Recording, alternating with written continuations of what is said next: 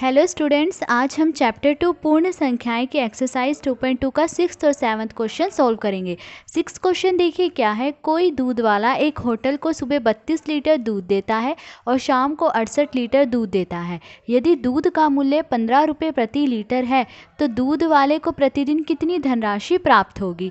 तो इस क्वेश्चन में दिया गया है कि एक दूध वाला है, वो एक होटल को सुबह तो 32 लीटर दूध देता है और शाम को 68 लीटर दूध देता है। इसके अलावा क्वेश्चन में ये भी दिया गया है कि 1 लीटर दूध का मूल्य कितना है, 15 रुपये है। तो अब हमें ये बताना है कि दूध वाले को प्रतिदिन कितनी धनराशि प्राप्त होगी। तो ये निकालने के लिए पहले तो हम ये पता कर लेंगे कि वो दूध वाला होटल को जो है कुल कितना दूध दे रहा है।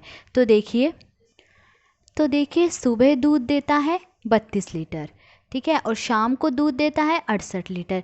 तो एक दिन में दूध देता है, एक दिन में वो कितना दूध दे रहा है, हम क्या करेंगे ये पता करने के लिए कि एक दिन में वो कितना दूध देता है, हम इन दोनों को क्या करेंगे, जोड़ लेंगे। सुबह दूध देता है कितना, 32 लीटर, और शाम को जो दूध दे रहा है कितना, 68 लीटर। इनको हम जोड़ लेंगे तो हमें पता चल जाएगा एक दिन में दूध देता है वो कितना।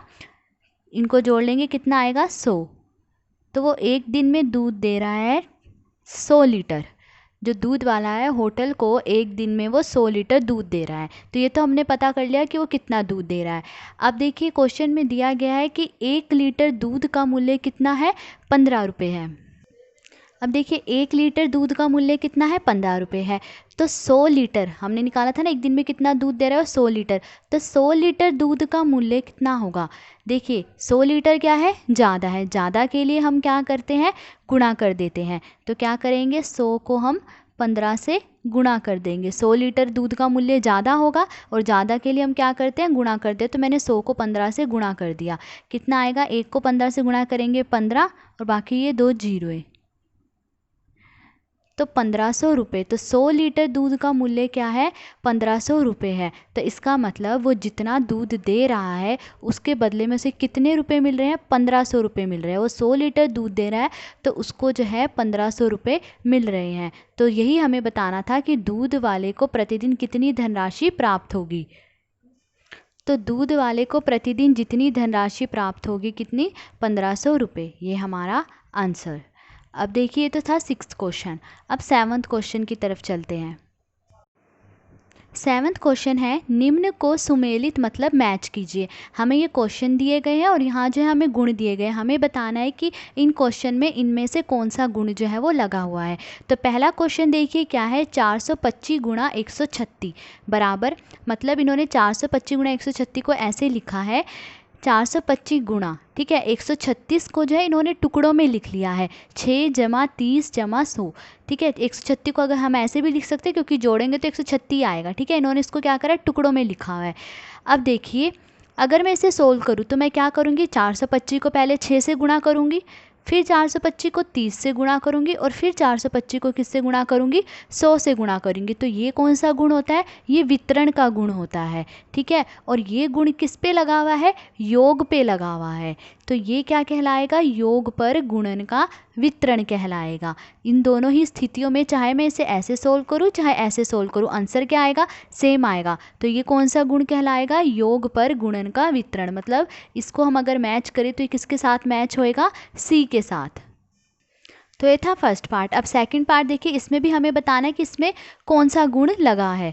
अब देखिए इन्होंने क्या करा है, 2 गुणा 49 गुणा 50, ठीक है। इसको कैसे लिखा है, 2 गुणा 50 गुणा 49। इन्होंने क्या करा, अब पहले 50 लिख दिया है, इन्होंने क्रम बदल दिया है। देखिए 50 पहले लिख दिया, अब 49 क्या लिख दिया, बाद में लिख दिया।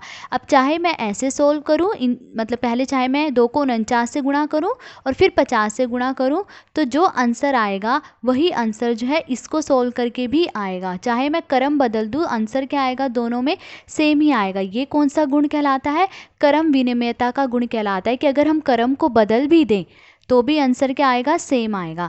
अब देखिए ये गुण किस पे लगा है, गुणा पे लगा हुआ है। तो ये कौन सा गुण हो गया, गुणन की क्रम विनिमयता हो गई।